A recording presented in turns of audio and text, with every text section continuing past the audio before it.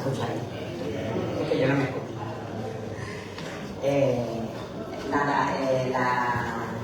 Esta grandiosa mesa redonda que tenemos con múltiples mesas, el título de esta mesa es Los colectivos sociales y la sociedad civil conileña en los años 70. Dentro de esta jornada me parece que es un tema que es de esta mesa doblemente interesante, porque bueno, los hechos son conocidos por mucha gente, a lo mejor casi por los que estamos aquí, pero no tan conocidos como los de la mesa anterior, que eran bastante más públicos, que eran la actividad política del primer ayuntamiento. Entonces, aquí tenemos a los actuantes de todo aquel movimiento de asociaciones, lo que ahora llamamos la sociedad civil, ¿no? Aquella gente que tenía ganas de caminar, de unirse para trabajar, porque tenía inquietudes, porque quería conseguir cambios. Y además me parece que es muy interesante en un momento como el actual, en el que estamos viendo que esa sociedad civil sigue cargada de importancia y de valores, y que ahora mismo con el tema de Palestina y del genocidio no se estaría consiguiendo casi nada sin el movimiento y el activismo de sociedades y de asociaciones civiles, ¿no? Vamos a hablar de los años 70, pero es un tema que tiene total actualidad, que es algo que nada se nos ha dado hecho. La democracia, la libertad y los derechos que ahora disfrutamos, aunque haya gente que los ponga en duda, son fruto del trabajo y de la lucha colectiva de personas como las que están aquí sentadas, de luchas que no están aquí, pero que ellos las representan, de gente normal y de gente del pueblo, como todos estos que todos los que estáis aquí, o la mayoría, conocéis. Voy a presentarlos, aunque ya digo, creo que los conocéis. Tenemos por aquí, por este extremo, a Diego Pérez Solís, el más jovencito del grupo.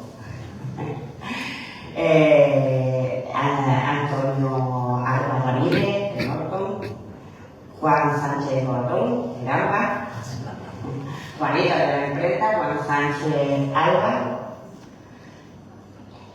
nuestro hermano mayor, Enrique Cabeza Zahara, Dolly Patón Ligero y Martín Caro Marín. ¿Vale?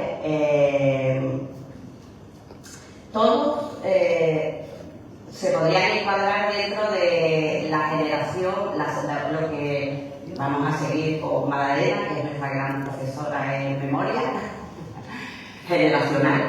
Entonces, están todos dentro de la segunda generación, la generación de los hijos, pero claro, hay alguna diferencia importante en su fecha de nacimiento. Entonces, vamos a empezar por el mayor, que es Enrique, y porque el tema es que yo pensaba también tocar un poco cuál era la situación de Conil en la cuestión de asociaciones, de asociacionismo en los años 70. Pero mi amigo Paco Alba me ha salvado un poco este trabajo. Él ha hablado bastante del teatro de cámara y ensayo, que era una de las cosas que quería tocar hoy aquí como una de las asociaciones más importantes durante el final de los años 60 y de los años 70. una asociación que ya aprovecha la ley de asociaciones de 1964, que ya en esa etapa de la dictadura permite que empiece a poderse hacer asociaciones, la mayoría culturales, se plantea la cultura y la enseñanza como una de las formas de aperturismo.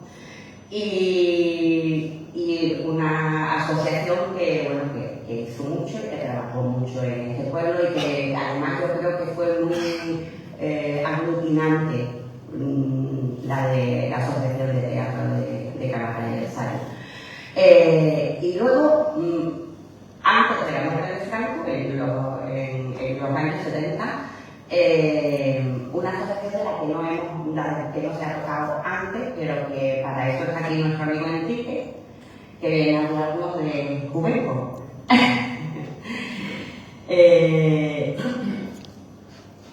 Empieza tú, yo creo que sí, que vamos a tirarnos a la piscina. Juvenco empezó en el año 72. Juvenco dio comienzo en el año 1972, en abril, que vino un sacerdote salesiano a dar un cursillo por hermana, que se llamaban entonces, y don Ciro Vázquez se llamaba. Y era una persona de estas que tenía unas inquietudes tremendas, y recuerdo que en el salón parroquial nos llegábamos a reunir de 450 a 500 personas cada noche, de joven. Yo en aquel entonces tenía 22 años, pero más joven que yo había un montón. Como por ejemplo Doris. Y entonces, cuando terminó los cursillos, yo le pedí a don Ciro que por qué no se quedaba aquí con nosotros, porque viniera de Campano muchas noches a estar con nosotros a ver. Y don Ciro me dice, hombre, si el párroco me deja, yo puedo venir. Y la última noche, yo hablé con el padre Mateo y le digo que don Ciro sería una ayuda para usted y podíamos estar aquí, pues nosotros hemos venido e intentado hacer una asociación. Y la última noche de eso le pido a don Ciro, leí una carta donde la Juventud de Conil se haría que se quedara con nosotros en Conil. Y don Ciro aceptó. Y entonces Juvenco nació para escuchar a la juventud. A la juventud en aquel entonces no se le escuchaba, no se le educaba, casi no había colegio. Y en aquel entonces tenía con 17.000 habitantes. Sin embargo, colegio muy poco. Y entonces Juvenco empezó a jugar, primero, de alegrar a la juventud con campeonatos de fútbol, de tenis de mesa, de baloncesto para las niñas. Hicimos 11 equipos de juventud, que le pusimos fútbol en primavera, trofeo primavera, con esos 11 equipos formados entre 9 de Conil y 2 del campo, del Roche y del Colorado. Y aquello fue un trabajo enorme. Tuve alrededor mía, pues, a muchísima gente que participaba en todo. En todo cuanto veníamos nos ayudaban. Pero lo más importante de todas estas cosas que hicimos fue que don Ciro en aquel entonces tenía mucha amistad con el delegado del PPO en Cádiz, que era de formación profesional. Y hicimos 5 cursillos en Conil: electricistas, encofradores, albañiles y tejedores de alfombra. En el tejedor de alfombra me parece que eran 28 mujeres, chavalas de 25 o a 30 años. Pues ni la iglesia ni el ayuntamiento nos dejó hacer una cooperativa. Ese fue el dolor más grande que yo tengo de no haber conseguido aquello que tan importante era para mí cuando estaba empezando a resurgir el turismo. Y luego, pues, campeonatos de fútbol, campeonatos en el Río Roche y conferencias para la formación de jóvenes, formación en cine, formación en crianza de los hijos cuando se casaban, porque entonces nos casábamos con 22, 24 años. Casi haciendo un poquito de escuela de barrio, ¿comprendéis? Donde venían psicólogos, venían pedagogos. Y entonces fue una lucha que hicimos, y yo, desde luego, con mi poca cultura, pero tengo una inquietud por saber. Uno de mis profesores, cuando yo empecé a trabajar con 9 años, que me ayudaba a aprender, fue Paco de Alba y Diego Leal.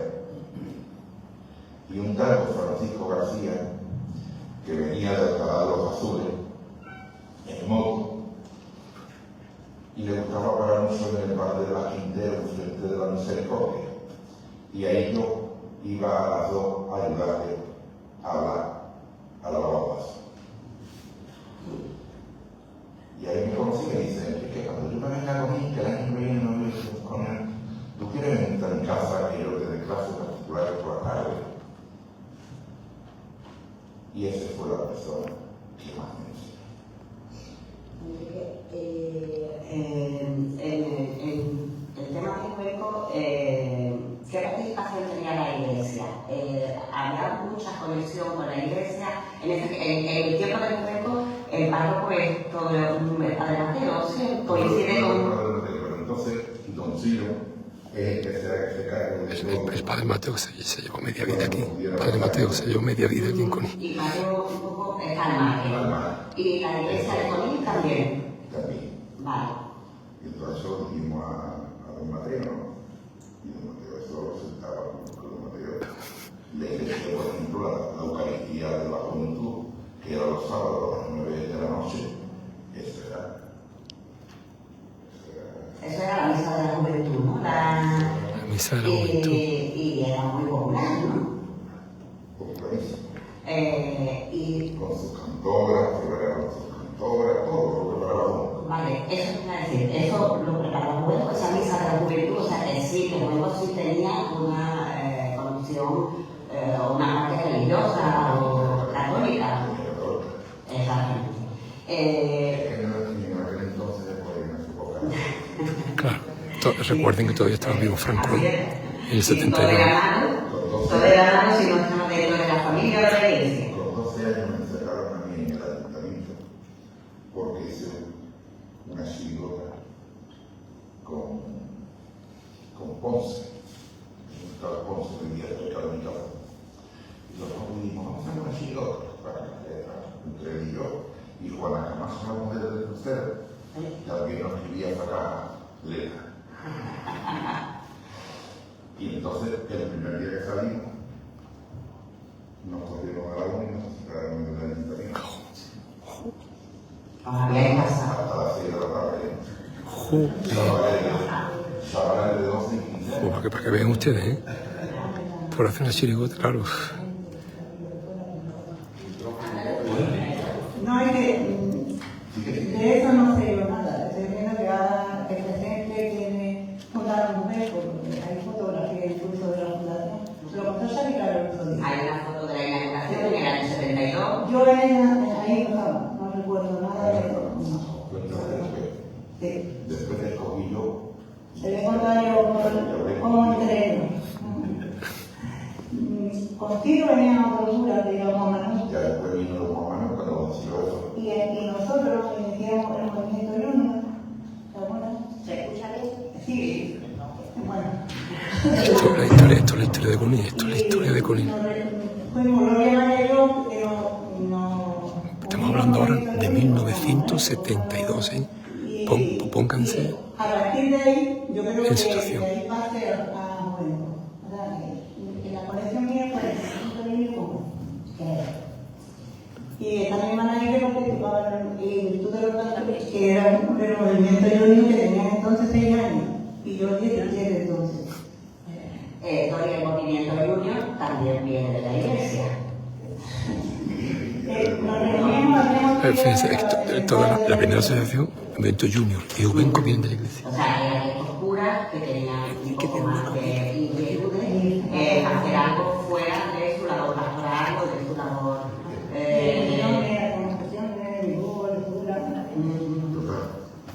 Que si a los 12 años a mí me encerraron, Enrique. revolucionarios en aquel entonces, que se me encierran con 12 años, es porque era un poquito. Enrique lo encierran con 12 años en el ayuntamiento. Siempre estuve controlado y vigilado por los municipales y la policía. Ah, mira. Se podía bajar la guardia. Cuando yo recuerdo que cuando terminamos de reformarse de deportivo, yo llego con mi padre, o cuando salía de momento a las 11 de la noche, que teníamos que dejarlo todo limpio para que el cura por los gobiernos nos diera que estaba sucio. O sea que incluso estando dentro de lo que era algo controlado, algo permitido, que era la iglesia, había un control policial. Había un control policial, aquí llevábamos eso. Y entonces nosotros peleábamos con un sí, yo peleaba con un sí, los sí, lo que teníamos que ir a hablar con el alcalde, y que el alcalde decía que no. Y un sí lo decía. Alcalde no. Hablar con el alcalde y tiene que encontrar algo que me busca a mí. Y yo estoy muy contento por las cosas que hicimos. Pero lo de la tejedora de alfombra, teniendo círculos y largos de círculos, fríos tejadas. Tú imaginas que en aquel tiempo. Yo recuerdo que yo soy de las alfombras y tenía la idea de que de alguna conexión con raíces conigueñas. No sé si es que coincide en el mismo sitio, en el sitio donde estaba la exposición de raíces conigueñas. O en la fecha. La alfombra se puso donde vive el cura. Sí. Y ahí no estuvo primero la exposición también de raíces conigueñas. Sí, Me parece que sí. No. Sí. Ah, sí. Sí, Paco Alba dice que sí. Aquí hay gente que estuvo en el taller Paco Alba dice que sí. de alfombra. Curso de tejedor de alfombra, fíjense. Este Martín Caro. Pero como fueron muchos años, ¿no? ¿Cuántos años más o menos duró tu Ubenco? Por lo menos una década. Yo hasta el 78. No, 69, 71, sí. Más de décadas. Claro. Yo recuerdo del presidente desde abril del 72 a junio del 78, 76. Entre mayo 76, tú seguiste. Pero yo de presidente no, porque tú sacaste 2 votos más que yo. Pero Dori, Presidente no tuvo que ser ella porque era la que. claro. Y Dori nos va a contar. Las elecciones fueron las primeras elecciones democráticas que se celebraron en el país. Mira. Apoyo era Ubenco. Sí, porque pues estamos hablando del 72, que todavía no había democracia. 72 no había democracia. En el club médico, la verdad, que había, la gente podía escuchar música, teníamos una mesa, que lo recordaste tú el otro día, de ping-pong y eso. Y escuchar música y eso, pero la juventud en aquella época quería bailar. Y yo me impliqué mucho en eso. Entonces, hablé con mucha gente, discutíamos sobre esto. Y yo creo que como yo fui muy, defendí mucho lo de la gente joven me gozó. Efectivamente, en esa época no se baila. Me decía usted, pues eso que interesar, es que no se baila, ¿verdad? No baila la gente. Han hablado del puerto pesquero aquí y nosotros en el club de Coto de una de las reuniones que hicimos con el ayuntamiento para pedir que nos explicaran, por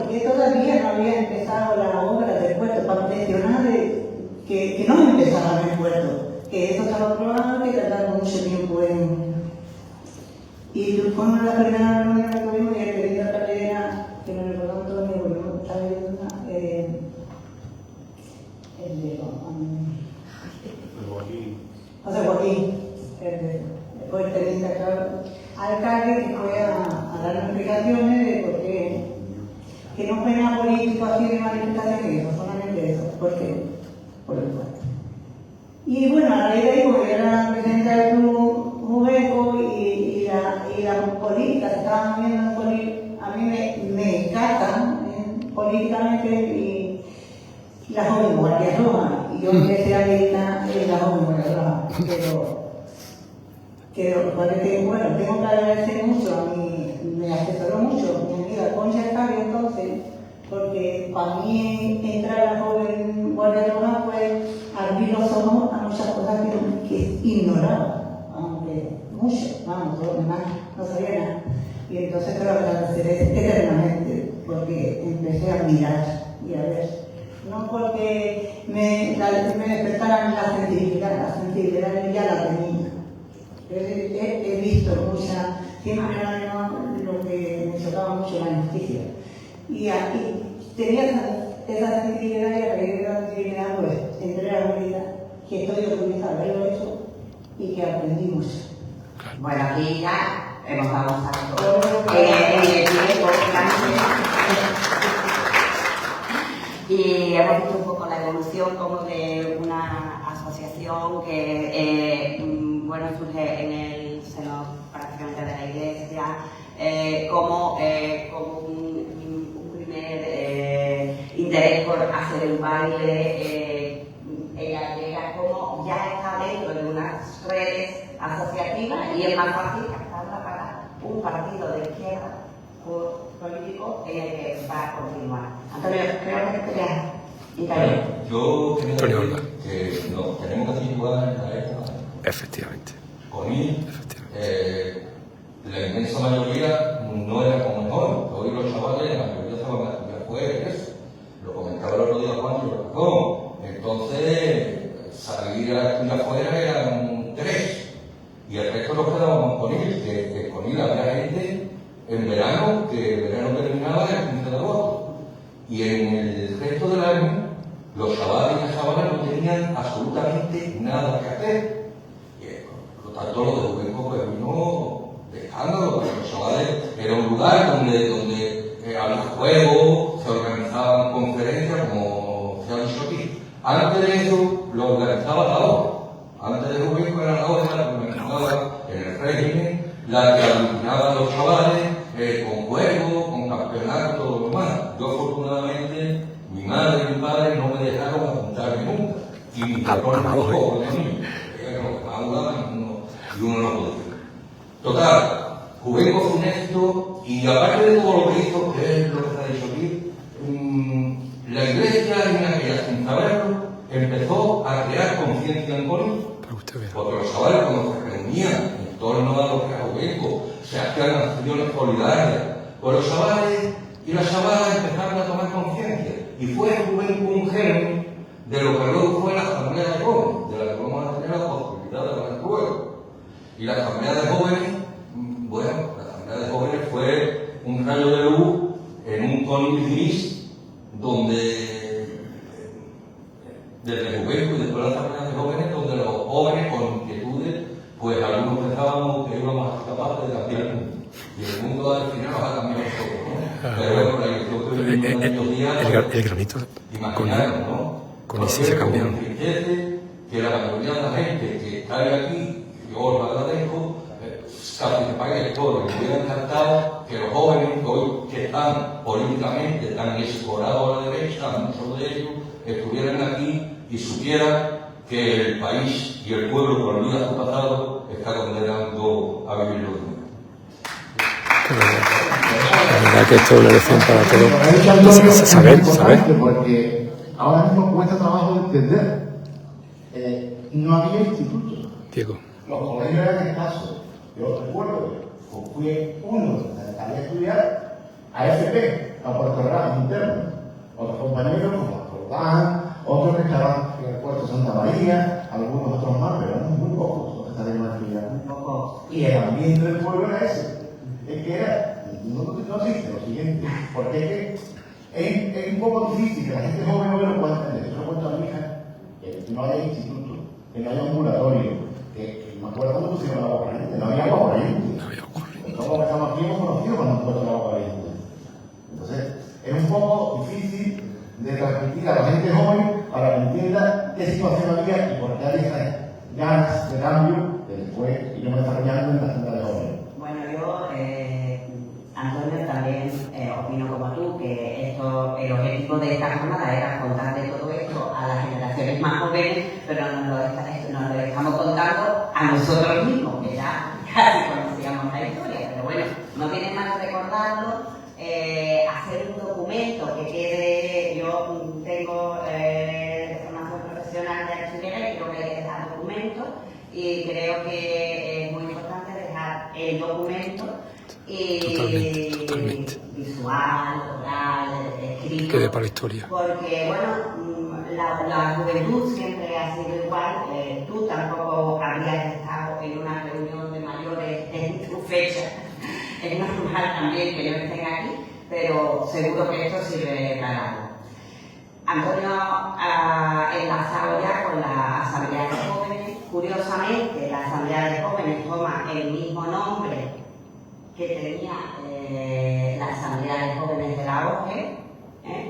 Y si alguien tiene un archivo estupendo de todas las asociaciones, de grupos, porque como él decía, siempre éramos los mismos eran los mismos en todas las cosas. Si alguien tiene un buen archivo es Juan Sánchez Lobatón, que ha tenido el cuidado de guardarlo todo, de ordenarlo y de ser la memoria de esta familia. Con respecto a que la poca gente iba a estudiar, la mayoría, yo no tuve la oportunidad de salir a estudiar. Entonces la mayoría empezaron a trabajar a los 14 años, a los 13, a los 15, cosas que ahora sería impensable. Entonces sí habíamos un grupo de chavales, de jóvenes, que sí teníamos inquietudes, que mezclándose un poco con el momento político de la época, en el que había tanta represión, pues entonces todavía esa inquietud era mayor. Entonces ese grupo de jóvenes fuimos los que vinimos un poco a sustituir las asociaciones de cámara y ensayo de juventud con lo que posteriormente empezamos nosotros a crear, que fue la Asamblea de Jóvenes y todo lo que ahora cuenta. Sí, perdón, es que yo quería pegar un pequeño tema de una etapa entre Enrique, ¿vale? y Juan, y vosotros, por ejemplo, y yo o la gente de mi generación, que yo más que estoy yo aquí, que represento a ellos, pero Tarrepejín, Juan Erutita, Juan Rodríguez, hay otra gente que estamos aquí en Interpelí. Y es bueno reconocer la época que tuvo aquí el padre Francisco, que hizo un homenaje antes de morir, hace poco que murió. La importancia de los curancolines siempre es algo que me ha sorprendido mucho a mí. Aquí se hizo un trabajo de recogida para hacer lo que es Cáritas, el Salón de Cáritas, ¿vale? Que es aquí la parroquia, el Salón de la Parroquia, el Salón Parroquial. Se recogieron botellas, cartones, metales por todo el pueblo, ¿vale? La casa donde vivía, toda la casa prácticamente estaba llena hasta arriba, ¿vale? Y se bajaron también las campanas de la iglesia de Santa Catalina, ¿vale? Para vender el gas. Esa etapa que se unió después con los campeonatos de fútbol que montó más que fue el padre Francisco, que era el que más joven y que estaba en aquella época, que era conductor, estaba con el párroco Mateo, ¿vale? Y con el padre Miguel, antes de Mateo, el Miguel, con el padre Miguel. Entonces, esa época, claro, estábamos hablando de ese proceso de Juvenco, que yo también tengo un canal de Juvenco y tengo un Juvenco de la última parte. Y ahí me es muy curioso que decimos una vez que iba a actuar alguien que venía a cantar y hicimos un cante improvisado del gato, el gato triste y azul, que la cantaba Pepe Gil y yo. A Pepe Gil, como Pepe entra por ahí. pues le llaman el gato. Pepe, Y aquello fue Pepe, un espectáculo, nos reímos y bueno, cantamos la letra, lo que yo no me acordaba él y así, ¿vale? Hicimos un... Y quiero recordar, y ahora dejo la razón, porque estos han tenido todo eso, hay también en esa misma época, 65, 68, incluso anterior, que se enlaza con Tomás Iglesias, ¿vale? Y se enlazaba con una organización que se creó, que se llamaba, y existe internacionalmente, los Boy Scouts, ¿vale? Los Boy Scouts con él estuvieron unos cuantos años, 3, 4, 5 años. ¿Vale? Y también eso ahí también empezamos, porque claro, se hablaba de cosas que eran impensables en los niños de aquella época, ¿vale? Y por ahí es donde más o menos... casi todos niños, ¿verdad? Mucho más que niñas. Sí, no, los Boy Scouts eran todos. Ya, pero las otras Las también. niñas estaban, claro, aquí también Boy Scouts niñas, vino después, ¿vale? Bueno, yo por eso primero y ahora después de otro, que es algo que hay intermedia, ¿vale? Pueblo donde... Y con el centro radiofónico, que también... Claro, la diferencia de Colín con ciudades más grandes, o por ejemplo, incluso con Chiclana, que la teníamos al lado, Chiclana sí tenía un instituto, sí tenía un centro donde la educación fluía, donde había profesores con ideas. Aquí tuvimos la suerte de tener a muy buenos maestros, que además fueron bastante activos. Maestros de verdad, maestros de verdad. Que aparte de la docencia, daban cosas extras. Pues eso, que no lo miraba alrededor de la iglesia, sobre todo antes de la muerte de Franco. Nos vamos ya a Juan, si no terminamos, Juan no nos ha contado lo que es preparado, y ya estamos. Juan nos va a dar perfectamente cronológicamente el paso. Bueno, yo situándonos ahora mismo en enero del 76. En enero del 76, nosotros cuatro, son un poquito más jóvenes que ellos, teníamos eso que acaba de decir Antonio. Había gente que por suerte su familia les permitió estudiar el bachiller fuera, pero la mayoría de nosotros nos quedamos en Colín. El contexto, enero del 76, Franco había muerto hace poquitos meses. Todo el mundo se preguntaba, ¿y ahora qué? ¿Qué pasará? Teníamos algunas referencias de lo que había pasado pues, unos cuantos años antes en Chile, que una dictadura derroca al gobierno de Allende, o el paso contrario, lo que pasaba en Portugal meses después, en abril del 74, que justamente los militares hicieron un golpe para restaurar la democracia. Entonces nosotros decíamos, ¿y aquí qué? ¿Qué va a pasar ahora? Porque todo el mundo preguntaba de eso. Entonces, claro, nosotros teníamos el contacto de la gente, nuestros amigos, que iban el lunes a estudiar, tenían el viernes, nos contaban, pues mira, hemos estado en una charla tal, esto va por aquí, esto va por allá, y nosotros queríamos, en un momento dado, tener acceso a eso que ellos tenían la oportunidad de vivir fuera, y queríamos pues hacer conferencias. En aquel tiempo había un palabrejo que se llamaba charlas coloquios, porque en realidad el ponente hablaba muy poquito y todo lo demás era participación, porque la gente lo que tenía era saber, conocer. Y, digamos, no teníamos un local, porque la referencia nuestra como grupos culturales era lo que se ha comentado aquí de grabar el ensayo y el tema del juventud, pero nosotros, el tema que queríamos tocar, digamos, socialmente, en el caso de tener acceso a esta información que no nos llegaba, porque antes, estamos hablando de enero del 76, la prensa te podías enterar de algo. Aquí de vez en cuando nos caía en las manos Cambio 16 y Triunfo y podíamos leer la opinión de la gente que tenía más o menos conocimiento del tema. Y nos empezamos a reunir y demás, y lo primero que necesitamos era un local. Y veíamos que encima de las 15 letras estaba el antiguo local de la OJE, la Organización Juvenil de la Falange.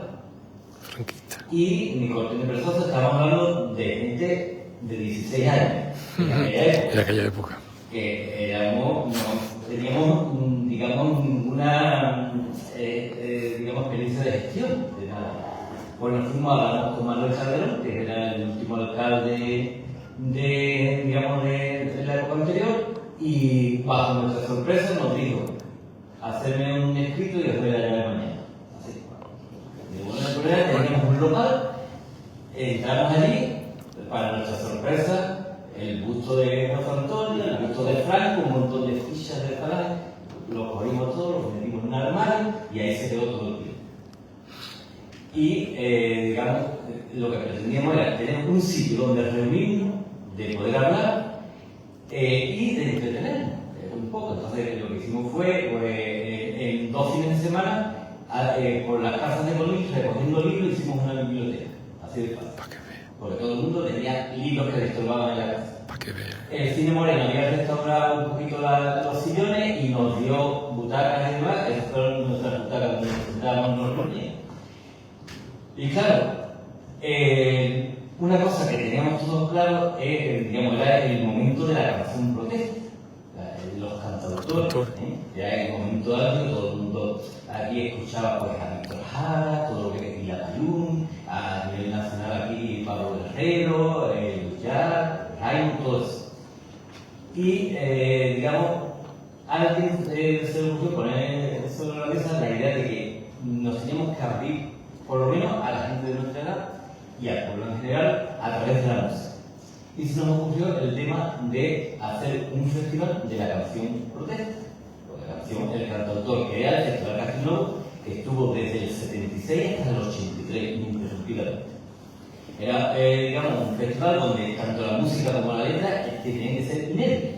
Ahora teníamos un jurado semiprofesional, nuestro amigo el Difunto Caquín, era, digamos, el que captaba rápidamente si había una estrofa que era un plagio y rápidamente era descalificado. Y, digamos, pero teníamos un gran handicap, que no teníamos, digamos, sí, como podíamos ya, le pusimos en ese escrito que hicimos al alcalde Calderón, asamblea de jóvenes, porque, digamos, por el tema de buscar un nombre de tránsito. Pero nuestro objetivo era formar un grupo cultural. Y teníamos que ir, en este caso, íbamos a recuperar un intento que ya dijo aquí Paco de Alba del Grupo Cultural Castellón. Había un nombre, un intento que hubo años antes y fuimos a por él. Pero lo único que teníais que igual era el nombre. A ver, nosotros los primeros años, cuando organizábamos cualquier cosa, teníamos asamblea de jóvenes y DNI de los que firmaban. Eso llegaba a, como recordaréis los de aquella época, llegaba a gobernación. Y a los 2 días estaba la gobernación diciendo que tenías que ir al cuartel a explicarlo. O sea, lo que habías escrito lo tenías que explicar. Fíjense. Claro. Eso era muy fuerte. En aquella época, ahora también te tiemblan las piernas. Pero en aquella época más. Tenía que ser, digamos, legalizado para entrar en las asociaciones, en el registro de las asociaciones. Y nos costó mucho trabajo porque era una época donde la ley estaba como un poquito difusa, ¿no? Digamos, había cosas que cambiaban y tal, a lo mejor íbamos allí, que íbamos a entregar, me acuerdo perfectamente, íbamos en autostop, íbamos acá de entregar eso. En autostop. Y le decíamos al funcionario, lo que usted le dé de mal, a ver si me falta algo, no, esto está estupendo de mal, pero nada, 3 meses. Ese artículo, este me lo tenéis que redactar de forma. 3 años para eso. 3 años. Para los estatutos, 3 años. Para los estatutos de la asociación. No pudimos tener estatutos. Es más, el Festival de la Canción Castillo del año 78 le tuvimos que pedir el favor a la Cámara de Ensayo para que él fuese el organizador. Que por lo menos pusiese, digamos, el nombre porque nosotros no podíamos hacerlo. No teníamos entidad para hacerlo. Entonces, Juan, en el 79, cuando ya cambiáis y soy Grupo Cultural Castillo, es cuando tenéis que firmar el estatuto. Y a partir de entonces empezamos a hacer cosas que teníamos en cartera. Digamos, siempre hemos seguido con el Festival de la Canción. Digamos que fue una cosa muy conocida en la zona porque venía gente de toda la provincia y de Sevilla y demás. Y entonces teníamos los objetivos que nos habíamos marcado, que cuando tuviésemos entidad pues íbamos a hacer una revista, que era Vientos del Pueblo, íbamos a hacer un cineclub, que era el Cineclub Las Ávidas, y íbamos a hacer actividades más diversas que nosotros. Date cuenta de que allí, que cada vez que hacíamos una actividad, firmaba uno distinto. Oye, ahora te toca a ti firmar, porque claro, tú eres el responsable de Yo recuerdo un día que vino Antonio Morillo Fresco, que era alcalde de Vejer, a dar una conferencia sobre un tema de... Yo creo que era un tema relacionado con la transición, y nos estuvieron en el cuartel como un par de horas antes de la conferencia, y era Antonio Murillo, que no era nadie sospechoso de nada. Y sin embargo, Pues que vean, entonces, qué época. Eso sí que eran valientes. Digamos, el camino fue distinto y fue un poco. Y ya voy a dejar la palabra al compañero que va a hablar de la revista, de la Claro, y todo. a ver, de la revista tenemos aquí a... Ay, Dori. Que va a terminar un poquito también la sociedad de aquella época que yo viví, que hablaban del radiofónico. Yo estudié gracias al radiofónico. ¿Cómo? Bachillerato telefónico. Sí, que fue una cosa importante que se puso en Bolívar, que dio salida y oportunidades a mucha gente, entre ellas a mí. Y después el bachiller, yo dije bachiller elemental y el superior, y bachiller. Durante todos los días, Chiclana termina hace poco, que terminé. Que digo yo que refleja un poquito de la sociedad y de las oportunidades que tuvimos. Las dificultades que había, mucha dificultad para todos. Y tenemos la primera instituto por Colombia de Cádiz. Y fueron los cuantos años que estuvo, ¿verdad? Que trabajamos en el hotel. Y viene cuando llegaba el verano, pues ya yo no seguía la clase, ¿verdad? Que bueno, pero yo no llegué a la sí. Salieron por lo menos 3 o 4 maestros de escuela de que dábamos clases por la noche y luego nos examinaban profesores de Cádiz del Instituto Colombiano. Muy bien. A ver, Antonio.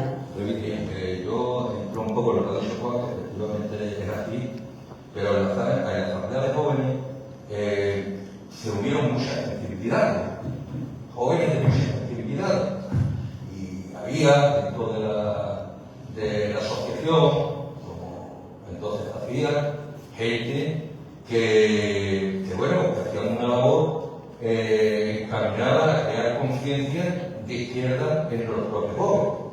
Mi paso a la Joven Guardia Roja del Partido del Trabajo vino estando dentro de la Asamblea de Jóvenes que se intentaba crear conciencia, organizamos un montón de actividades e incluso sacamos una revista que dio luz a un pueblo que entonces se pintaba de gris, ¿no? Una revista donde se veía la gente, los chavales, totalmente libres y todo. Y fue la Asamblea de Jóvenes un sitio muy importante, tanto en cuanto se formaron a muchos chavales que luego pasaron a trabajar en el Partido de Izquierda. Yo concretamente en la Joven del Pueblo de Villa Roja, en principio y luego en el Partido del Trabajo, que fuimos los que le dimos luz a este pueblo. Sinceramente, lo pintamos de color. Entre las pintadas, fíjense ustedes las pintadas que hacíamos todos. Las pintadas de ahora, exactamente. Entonces parecía que no iba a suceder nunca. Las primeras pintadas que se hicieron desde la Joven Guardia Roja y toda la gente que colaboraba ahí, era legalización de todos los partidos políticos. Pónganse en el lugar que nos tocaba, que éramos jóvenes de 16, 17 años. Pues entonces ya se peleaba por eso, ¿no? Se luchaba por eso. Y luego, pues ya como más que ha dicho Juan, y yo creo que el trabajo de la asamblea es extraordinario. Yo me fui a Cádiz a estudiar magisterio en el 75 y con Franco todavía vivo, mira en cuenta del movimiento juventud que había. La universidad era un hervidero, ¿no? De gente, de inquietud, de manifestaciones, de asambleas. Y en aquel entonces llegaron buscando a representantes, eran partidos políticos, supongo que eran partidos políticos. buscar el representante, yo ya estaba en la joven Guerrero. Y para ir a Madrid para legalizar la Asociación Democrática de la Juventud, que nunca más se ha hablado de esto, de la asociación. Y la Asociación Democrática de la Juventud. La Asociación Democrática de la Juventud. Y eso fue la única vez que yo he ido a Madrid, la única. Y fuimos una noche en autobús y mi añado fue poco antes de morir, o fue mañana estaba en Madrid. Fue llegar a Madrid, cogerme, ir a la iglesia donde era la reunión de eso, y aquello a mí me impresionó. Vamos. No he visto una asamblea lleno de gente. La iglesia estaba agotada y una participación juvenil que hablaba uno de aquí, otro de allí. Me impresionó. Yo me vine para acá, y bueno, con energía. Y de eso se sabe un poco. Que la reunión también fue en una iglesia. En una una iglesia. Era el retiro de la iglesia. Yo quería apuntarle que para que os una idea, nosotros empezamos con un grupo de chicos y chicas de torno a 25 o 30. Y en el primer año éramos 180. Estamos hablando de noviembre, ahora, finales de noviembre del 76, 180 personas, digamos, y nosotros, la gente que venía a jugar allí, a leer y a escuchar música en nuestro local, sabían, digamos, que el objetivo nuestro era la concienciación política. Es que lo sabían. Y digamos, con todo y con eso, pasamos de 20 o 30 a 180 casi. Eso Había mucha inquietud, digamos, mucha gente con ganas de saber y conocer. O sea que ya desde el principio la inquietud del grupo, de la asamblea política. Aunque no todo el mundo estaba en el mismo punto. No, pero es lo que digamos, la gente que se movía, en realidad eran siempre los mismos. Estaban en muchos sitios, estaban en las asociaciones de vecinos, estaban en las asociaciones culturales, estaban en todos sitios. Nuestros estatutos y demás teníamos como finalidad la concienciación social, muchas actividades en torno a eso, y la música como, digamos, aglutinante de todo aquello, basándonos en que en aquella época la gente le gustaba los cantautores, ¿no? Esa era la clave. Pero en el fondo, la gente que se acercaba a nosotros sabía más o menos a lo que iba. la información que ahí podía tener. Porque al final, como dice Roland, todo es política. Antes has hablado de las revistas que teníamos, que eran algo muy novedoso para nosotros. Por ejemplo, Triunfo o Cambio 16, me acuerdo que teníamos un ejemplar de cuando de la guerra del Sáhara, con Marruecos. Que eso era para nosotros la única forma de enterarnos de verdad de lo que había pasado. Porque la prensa, la radio de televisión, no sé. Bueno, vamos con nuestra había también un interés cultural en la gente, el leer, el escuchar música. Además, después del político. El político vino paso a paso y cada uno pues, por su manera. Yo terminé siendo estando en el sindicato de cable y el legal, pero cada uno hizo su trayectoria política como quiso y como pudo. Bueno, vamos a ordenarnos un poquito, vamos con la revista Viendo del Pueblo, que es de lo que Juan. Una de las tres cosas importantes que hizo la asociación, que nosotros lo constituimos, aparte del Cine Club, del Festival Castillo, fue la revista Viendo del Pueblo. Esta la hicimos nosotros desde el 79 al 83.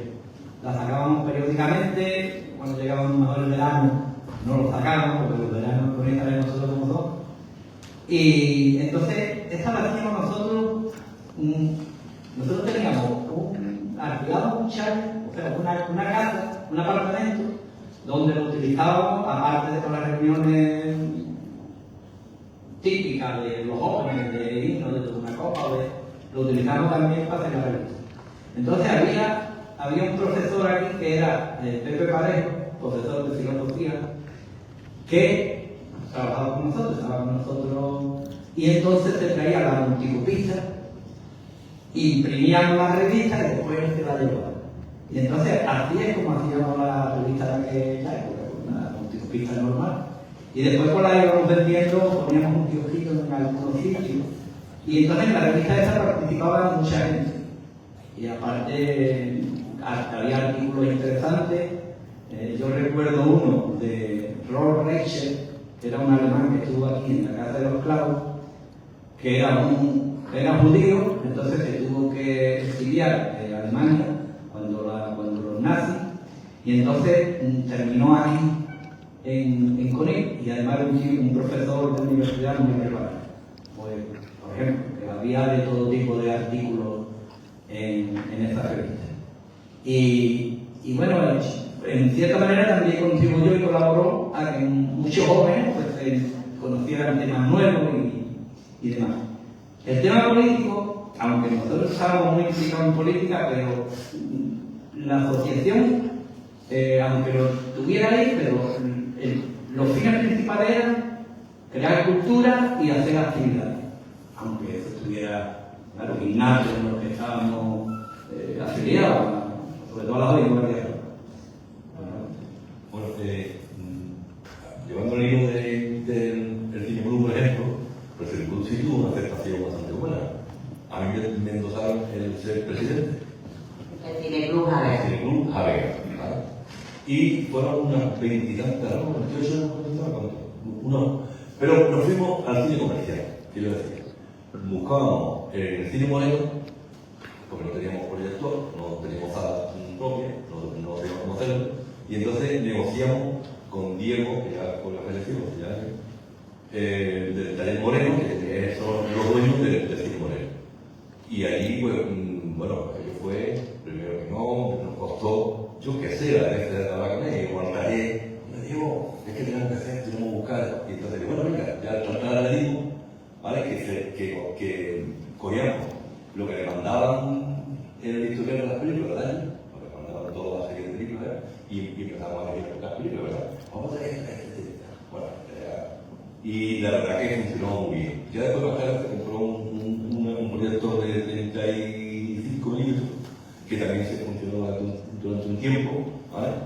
Y lo que, vamos, quiero decir que esto fue una etapa que también se cubrió, y después con el tiempo... El Cine Club tuvo una vida corta, ¿no? Bueno, no. El Cine Club una vida corta, ¿no? El Cine Moreno fueron 2 años. O más. El club se creó en enero del 81.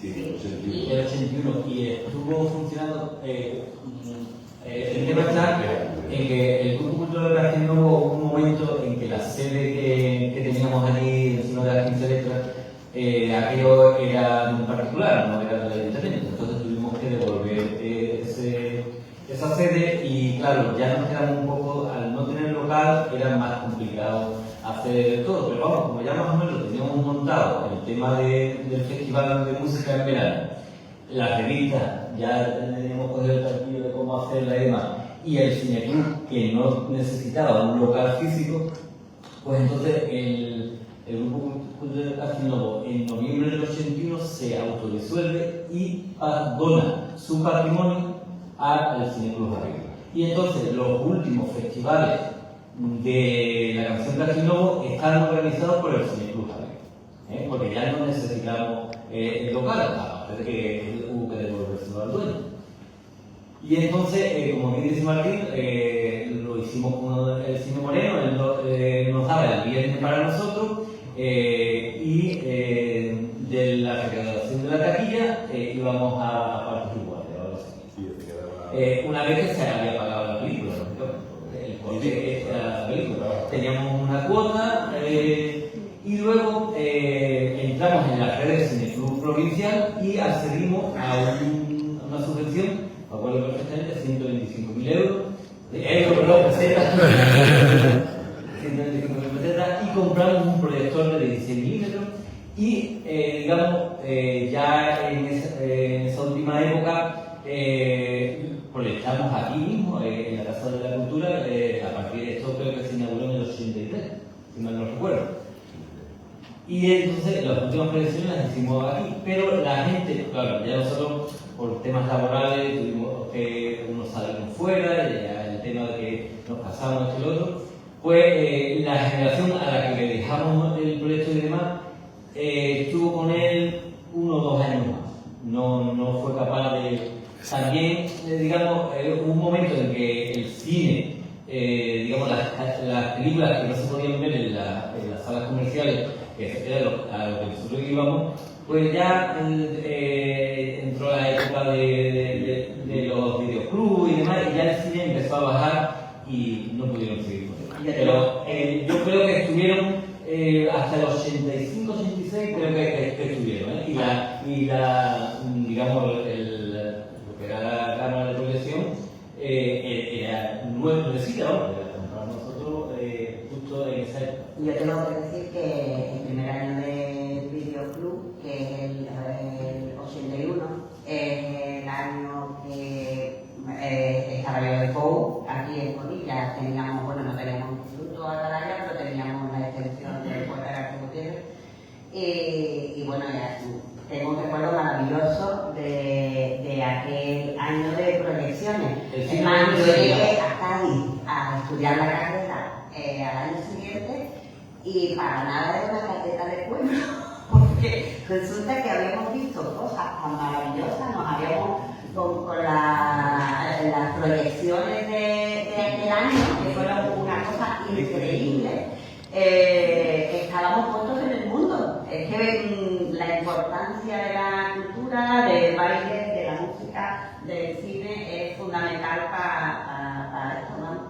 Sí, claro, sí se inició prácticamente, vamos a ver, el grupo que estamos aquí, como otra gente más, todas nuestras edades y nuestra forma de pensar un poco, eso nos abrió la mente para entrar no solamente en el tema laboral del sindicato, pero también como político, como personas, y cada uno nos fuimos en nuestro sitio. Yo, por ejemplo, juntamente con Juan, pues en el flamenco, que se inauguró en el 71, ¿vale? Entonces, en el 78 fue la primera elección sindicales que se hizo en el Flamenco. Creo que no hubo ninguna antes, que yo tenga noticias, ¿vale? Y después éramos primero dos delegados y después no sé si fueron en el año 86, si no me equivoco, 84 o 86, ya se hizo un comité de empresa porque cambiaron las normas de elección de los delegados y aumentamos a un comité de empresa. ¿Vale? Lo que quiero decir es que cada uno estaba metido en su ambiente, en su tema, y yo creo que fue importante toda esta generación y todo lo que hicimos, cada uno en un sitio distinto, desde Juventud, que se empezó Juventud, yo en la última etapa de Juventud, que estuve ahí, y después la Asamblea de Jóvenes, y todo eso al final, bueno, pues todo lo que hemos visto en la vida política de nuestra edad y nuestra generación, vino de eso, de esa inquietud que en un principio teníamos Me parece curioso también que Antonio nos recuerde un poco el festival de música cajilloco, porque eso sí es una cosa que creo que todos lo vivimos y que nos encantó. Entonces Antonio era el presentador, creo. Bueno, pero antes de pasar a lo de como anécdota, como era entonces, se proyectó en el club, proyectó en el Cine Moreno una película que se llamaba, la vemos mucho, Acorralado por Tenis. Era una película que se proyectó y había entonces un maestro que se llamaba Olegario, que era corresponsal de Diario de Cádiz y escribió una nota en Diario de Cádiz demoledor del cineclub y demoledor, vamos, hasta tal punto llegó que en la siguiente revista Vientos del Pueblo se escribió un artículo que decía: a Olegario no le gusta el marxismo, claro, como anécdota, pero sucedió aquí, vamos, como puso en Diario de Cádiz. Siguiendo el hilo de la película, la más dramatísima, que fue un estreno, no se puso, fue la primera que se. Claro, el tema era bastante importante, un incesto, lo que se trataba de la película. Bueno, con una crítica, pero crítica gorda. Yo me acuerdo allí mismo y después en un bar discutí con una persona que era médico, no te voy a decir el nombre, que además muy querido por mucha gente en aquella época, y que decía que, bueno, pero nosotros, como esa película, no hay nadie que sepa hablar del tema ese para evitar ¿vale? Evitar malos pensamientos, malas interpretaciones de la vida. Yo creo que cada uno interpretó lo que quiere decir. No, lo que pasaba en aquella época era el principio de la democracia, bueno, todavía incluso dictadura. Después de las películas que se proyectaban en el cine moreno, Juvenco nos dejaba el salón parroquial y allí es donde se hacía el coloquio. El salón parroquial. Cruzábamos la calle y allí es donde se realizaba el coloquio, pero el coloquio podía durar un par de horas o tres fácilmente, ¿no? Y además participaba muchísima gente, o sea, era prácticamente toda la gente que estaba en el cine cruzaba la calle y se metía en el salón parroquial. Porque Juvenco todavía permitía, vamos, ¿a qué fecha dura Juvenco? Escuchen, es que Juvenco tiene un escenario y Juvenco tuvo muchas actividades en el escenario. De hecho, nosotros tuvimos un telón nuevo. Yo recuerdo de comprar el telón y arreglar Juvenco y pintar Juvenco, que lo encargaron entre mi hermana, mi hermana menor y Doña María y yo. No llegamos al techo. Pero pintamos todo el Juvenco. Compramos, pero decoramos con la lámina de cine que tiene una alrededor. Y compramos música y tocadisco y una rima. No sé si te acuerdas. Nos acabamos de trabajar en una caseta que poníamos, yo no sé si os acordáis de vosotras, la caseta en la feria, porque la feria no se verá, creo yo. Cuando la feria no está, no era así. Que la cambiaron de y tenemos una caseta donde están marcados y en la calle está llegando el muro, ahí. Y ahí no tengo una fecha de trabajar. No me acuerdo ni la obrera, porque yo le tengo mucho cariño de la obrera también, ella no lo tenía. Llevaba las joyas con las albóndigas y allí sacamos dinero para darle un arreglito a esta lámpara. Pero una cosa, volviendo al Festival de Casino, que aglutinaba mucha gente de toda la zona de la comarca de Mar. Yo recuerdo mucha gente que venía, como había muchos participantes de Chiclana, de Barbate, por ejemplo, esa noche venía mucha gente a comer. Nosotros siempre hacíamos el festival el sábado entre final de agosto y la feria. Normalmente era el 2, 3, 4 de septiembre, así sí. Entonces el festival, digamos, tenía otra aceptación y era una cosa novedosa porque, por ejemplo, una anécdota que nos ocurría con lo que hoy es la SLAE, que antes se llamaba autores y menores. Esa gente cuando te veían cualquier cosa estaba en la taquilla a trincar. Entonces nosotros teníamos un secretario de finanzas, que no sé si está por aquí, Juan Manuel Pérez Uleva, que vamos, nos soltaba un duro. Y entonces cuando venía a autores y menores, yo llamaba a Juan Manuel, ahí lo tiene. Y entonces Juan Manuel lo cogía, se lo llevaba al resbalón, le contaba 1000 veces de que eran, digamos, canciones originales, letras originales, que se quedaran hasta el final, que están invitados. Ellos lo que querían era cobrar y largarse, no querían ir hasta el final. Entonces él les invitaba 3 o 4 vinos y iban contentos, pero nunca cogieron un duro. Qué buena técnica. Con respecto a los participantes, como dice Juan, venía gente de San Fernando, de Barbate, de Chiclana, de Cádiz.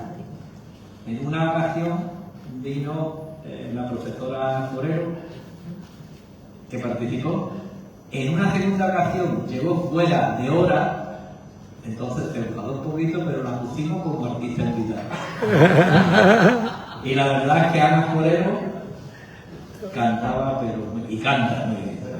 Y más gente conocida, también. Bueno, también Tito, participaba Arcero, en aquel tiempo que Tito no era muy conocido, y había un grupo muy curioso de San Fernando, que era Simpatía, que el vocalista venía en una silla de ruedas y cantaba también bien, porque llevaba Aquí se llevaba el premio, o Juan Campanel, que participaba, o el grupo Simpatía, o algunas veces algún otro para que no quedara.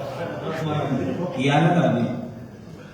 Así que... ¿Y tú participaste como cantante o como músico alguna vez? Yo presenté con mi mujer un festival. Y después participé en uno, me parece que fue con Altamirano y con otro. Pero bueno, quedamos por delante. Bueno, yo creo que ha sido un repaso curioso e interesante por este grupo de jóvenes, ¿no? que tenía inquietudes, que quería cambiar salir del blanco y negro, ¿no? y que bueno, que hizo un poco el camino. Luego cada uno siguió su camino, uno con una actividad política clara y esto, y otros, pues, pero siempre creo que desde una conciencia de izquierda, de una conciencia Le dimos color. El blanco y negro le dimos color. Perdona, a mí, aparte, aunque estemos aquí hablando de las asociaciones, pero también me gustaría hacer mención a Cilión, que nació en el 78, y aunque no era una asociación, es una institución. Qué verdad que sí. Y otra cosa que me gustaría agradecer personalmente, yo creo que en nombre de todos, la labor que están haciendo las personas que escriben la historia de Conil, como Magdalena, Rafael o Santos y Antonio, bueno, y el grupo de comunes. Eso también lo digo. Es verdad.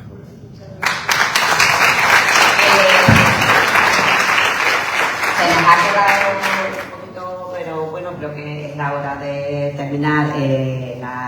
Hemos hablado de las asociaciones culturales, no hemos tocado los sindicatos, el principio de los sindicatos. Martín ha hablado un poco de la única empresa importante que había en Conil, con muchos trabajadores del flamenco, donde estaban como él en el tema sindical. Diego es un ejemplo de muchos trabajadores de Conil que salieron de Conil para trabajar en la rama sobre todo del metal, astillero, y que también tuvieron su conexión con el mundo del trabajo y que es importante. El sindicato de pescadores, bueno, estuve la CESUC, el SAR, que también estuvo en aquellos años aquí, y el sindicato libre de pescadores, ¿no? También, que tuvo una labor importante en la reivindicación de lo que hemos estado escuchando antes de Tigol y del puerto pesquero, y que bueno, que es un ejemplo más de asociacionismo. Hay muchos más, hoy hemos tocado el de las asociaciones civiles, y bueno, a mí me gustaría terminar con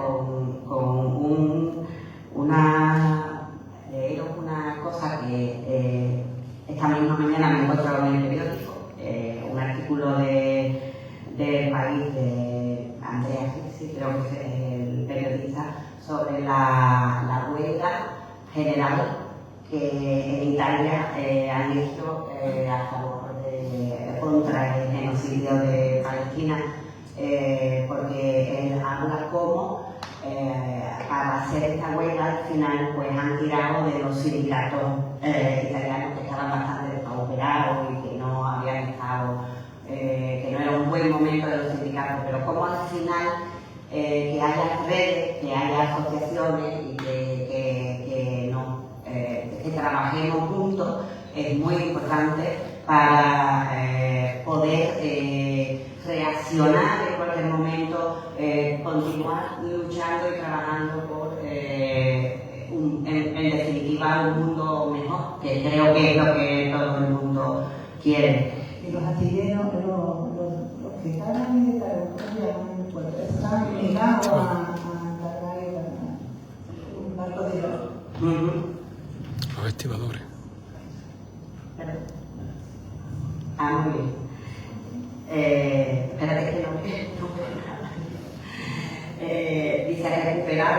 utopía, la capacidad de imaginar y desear un futuro luminosamente humanista, de activarse para conseguirlo, aunque parezca sumamente difícil, es ingrediente fundamental del antídoto contra la noche oscura que se ciñe sobre nosotros. Conviene intentar adueñarse del futuro, movilizarse, sin resignación ante el poder duro, sin sumisión ante el partidismo, siendo propagadores de la emoción que hay en el valor del derecho y la justicia.